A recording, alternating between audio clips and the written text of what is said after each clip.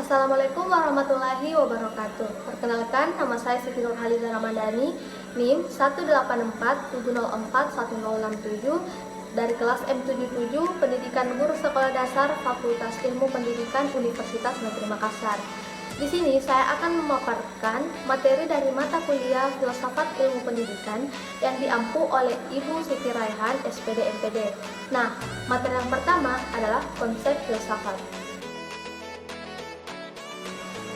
Filsafat pendidikan merupakan ilmu pendidikan yang berlandaskan atau erat kaitannya dengan filsafat, atau bisa juga dikatakan bahwa filsafat pendidikan merupakan filsafat yang diterapkan dalam dunia pendidikan, dalam usaha pemikiran dan pemecahan masalah-masalah di dalam dunia pendidikan, agar masalah-masalah tersebut dapat cepat teratasi dengan langkah yang cepat dan sigap.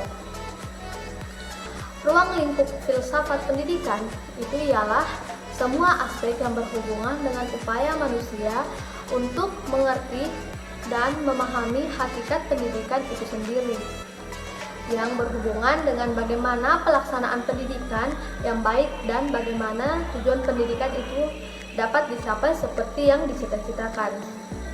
Manfaat belajar filsafat pendidikan lebih bersifat manfaat yang teoritis.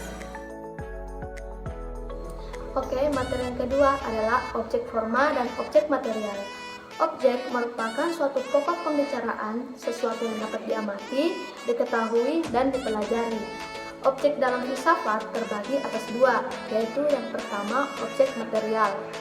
Objek material yaitu sesuatu yang realitanya baik itu terlihat langsung oleh mata atau sesuatu yang tidak terlihat langsung. Yang kedua adalah objek forma. Objek forma yang bersifat empiris yaitu cara yang digunakan untuk mengenali ilmu itu sendiri, perspektif yang digunakan seseorang untuk memahami dan melihat objek. Metode untuk memahami objek tersebut dalam hal ini dijadikan dalam objek forma merupakan objek material yang dikaji secara khusus. Dalam objek forma, apa yang dipelajari dan dikupas sebagai materi pembicaraan.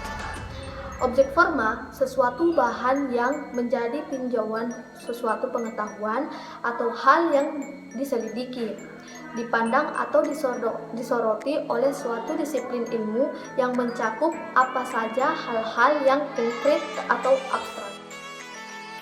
Oke, materi yang ketiga adalah cabang dan aliran filsafat. Cabang dan aliran filsafat terbagi menjadi 4, yaitu yang pertama adalah ontologi. Ontologi disebut metafisik. Metafisik adalah cabang filsafat yang membicarakan tentang hakikat segala sesuatu yang ada. Ontologi berbicara tentang segala sesuatu hal yang ada. Contohnya, masalah metafisika antara lain apakah ruang dan waktu itu, dan apakah manusia makhluk hidup yang bebas atau tidak. Cabang yang kedua adalah epistemologi. Epistemologi adalah cabang filsafat yang menyelidiki asal mula, susunan metode, dan sahnya pengetahuan. Cabang yang ketiga adalah aksiologi. Aksiologi berbicara tentang nilai dan kegunaan dari segala sesuatu yang terkait dengan kaidah moral pengembangan penggunaan ilmu pengetahuan yang diperoleh. Nah, cabang yang keempat adalah logika. Logika adalah cabang filsafat yang memecahkan tentang aturan berpikir agar dengan aturan-aturan tersebut dapat diambil kesimpulan yang benar. Mempelajari filsafat memang dirasakan sangat berguna untuk pemahaman. Oke, materi yang keempat adalah konsep dan filsafat pendidikan dan manusia sebagai insan pendidikan. 3 paham tentang manusia, yaitu paham yang pertama adalah paham materialisme. Paham materialisme memandang manusia dari segi fisik. Yang kedua adalah paham idealisme. Paham idealisme adalah paham yang memandang manusia dari segi roh dan jiwanya. Paham yang ketiga adalah paham realisme. Paham realisme adalah paham yang memandang manusia sebagai realita dua sintesa dari kategori yakni animate dan inanimate. Animate adalah makhluk hidup, sedangkan inanimate adalah makhluk yang tak hidup. Manusia adalah makhluk yang perlu dididik dan mendidik dirinya, di mana manusia adalah makhluk yang sangat memerlukan pendidikan. atau bisa dikatakan sebagai homo education. Serta manusia bisa dikatakan sebagai satu keutuhan, yakni jiwa dan raga, serta jasmani dan rohnya. Manusia tidak dapat dipisahkan dari pendidikan. Manusia memerlukan pendidikan dan harus dididik terhadap setiap individual. Sejak lahir, manusia sudah langsung terlibat di dalam kegiatan pendidikan, dan pembelajaran diawali, dijaga, dilatih, dan dididik oleh orang tua, keluarga, dan masyarakat. Oke, materi yang kelima adalah dasar filsafat pendidikan. Filsafat berasal dari dua bahasa, yaitu bahasa Inggris dan bahasa Yunani. Pada bahasa Inggris yaitu filosofi, dan pada bahasa Yunani yaitu sophiphelein. Ilmu filsafat adalah ilmu yang mempelajari hakikat pelaksanaan dan pendidikan. Metode yang dilakukan adalah dengan menganalisis secara kritis struktur dan manfaat pendidikan. Dan filsafat pendidikan berupaya untuk memikirkan permasalahan-permasalahan pendidikan. Filsafat pendidikan yaitu ilmu yang penting yang wajib diisi oleh setiap calon tenaga pendidik. Tujuannya yaitu upaya mengembangkan potensi-potensi manusiawi dan peserta didik, baik potensi cipta, rasa, maupun karsanya, agar potensi itu menjadi nyata dan dapat berfungsi dalam perjalanan hidupnya.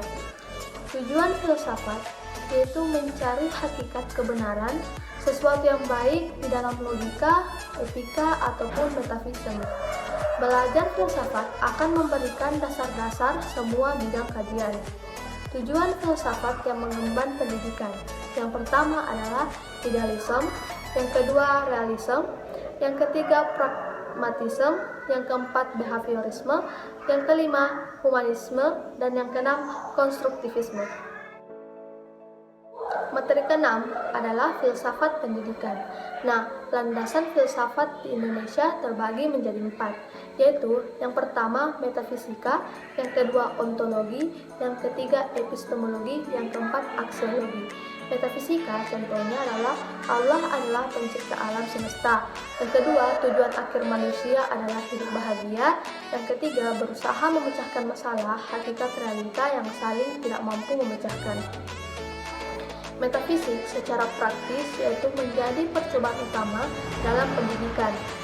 Metafisik berkaitan dengan masalah filsafat hakikat atau ontologi, filsafat alam atau kosmologi, filsafat manusia, dan filsafat kemanusiaan.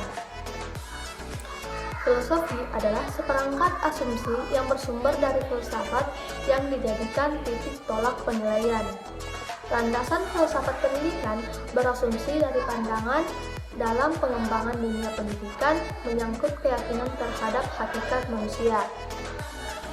Landasan filsafat pendidikan merupakan landasan yang berkaitan dengan hakikat pendidikan itu sendiri, yang berusaha menelaah masalah pokok seperti contohnya apakah pendidikan, mengapa pendidikan itu perlu, dan apa tujuannya. Landasan filsafat adalah landasan yang berdasarkan atau bersifat filsatar atau filsafah, di mana filsafat yang memiliki arti hasrat atau keinginan yang sungguh-sungguh akan kebenaran sejati. Oke, materi yang ketujuh adalah pandangan atau paham filsafat pendidikan. Filsafat pendidikan terbagi berdasarkan sudut pandang, baik lembaga maupun individu. Di Indonesia ada 4 pandangan yang diterapkan di dunia pendidikan, yaitu pandangan progresivisme, perennialisme, esensialisme, dan rekonstruktivisme. Pandangan-pandangan ini memiliki sudut pandang yang berbeda-beda, ada yang saling mendukung dan ada yang saling memprotes. Nah, sekarang kita bahas pandangan yang pertama, yaitu pandangan progresivisme. Pandangan progresivisme adalah aliran filsafat yang berfokus pada siswa dengan keterampilan dan pengetahuan. Progresivisme adalah filsafat yang mempromosikan pendidikan dan bertujuan untuk membantu siswa dalam mengembangkan jenis keterampilan untuk pemecahan masalah yang akan memungkinkan mereka hadapi dengan baik di dalam masyarakat kompetitif.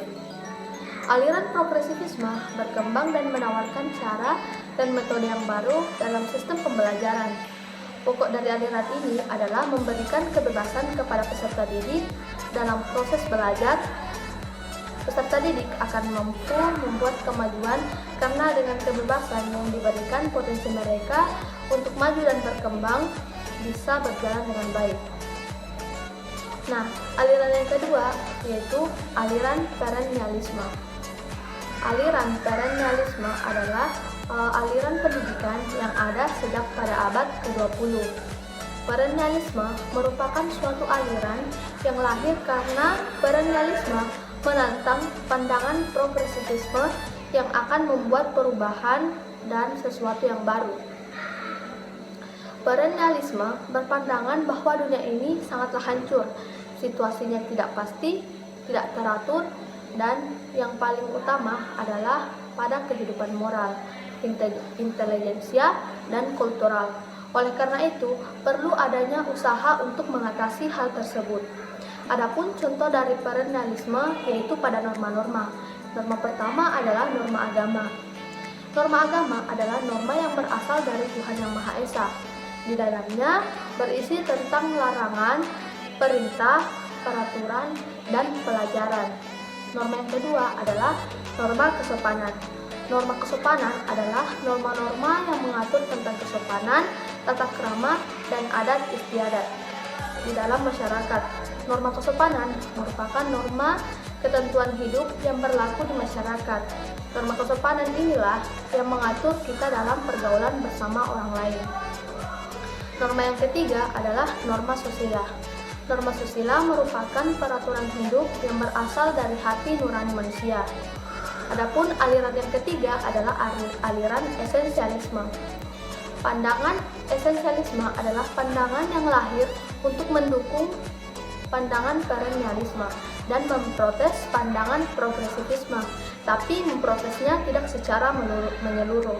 Pandangan esensialisme berpendapat bahwa peserta didik memiliki nilai esensial dan pengalaman pribadi yang dapat dikembangkan siswa di sekolah. Berasal dari kata esensial yang artinya bahan penyusun. Kandungan esensialisme merupakan pandangan yang berpikir bahwa untuk mengembangkan kemampuan, siswa harus menerapkan nilai-nilai yang telah diajarkan di sekolah. Berbeda dengan pandangan perennialisme, pandangan esensialisme menekankan pada apa yang mendukung pengetahuan dan keterampilan yang baik itu berasal dari masyarakat yang produktif, dan masyarakat yang produktif itu memahami nilai-nilai moral dengan sangat baik. Oke, pandangan yang terakhir adalah pandangan rekonstruktivisme. Berasal dari kata rekonstruksi yang artinya membangun, pembangunan, penciptaan. Jadi, pandangan ini menekankan pada siswa untuk dapat mengemukakan ide baik, mengkritisi, dan memberi solusi, bahkan membangun pandangan baru terhadap suatu masalah yang kemungkinan akan dihadapi siswa ke depannya saat menjadi anggota masyarakat. Dalam pembelajaran, menuntut pandangan rekonstruktivisme, pengalaman-pengalaman peserta didik seringkali berhubungan dengan kehidupan nyata yang terjadi di lingkungan masyarakat atau lapangan dan memiliki interaksi dengan orang lain, atau masyarakat diibaratkan dalam lingkup terkecil di dalam kelas, yaitu teman kelas dan pendidik atau guru. Itulah tadi materi tentang filsafat pendidikan. Apabila terdapat salah kata, saya pribadi memohon maaf. Saya akhiri. Assalamualaikum warahmatullahi wabarakatuh.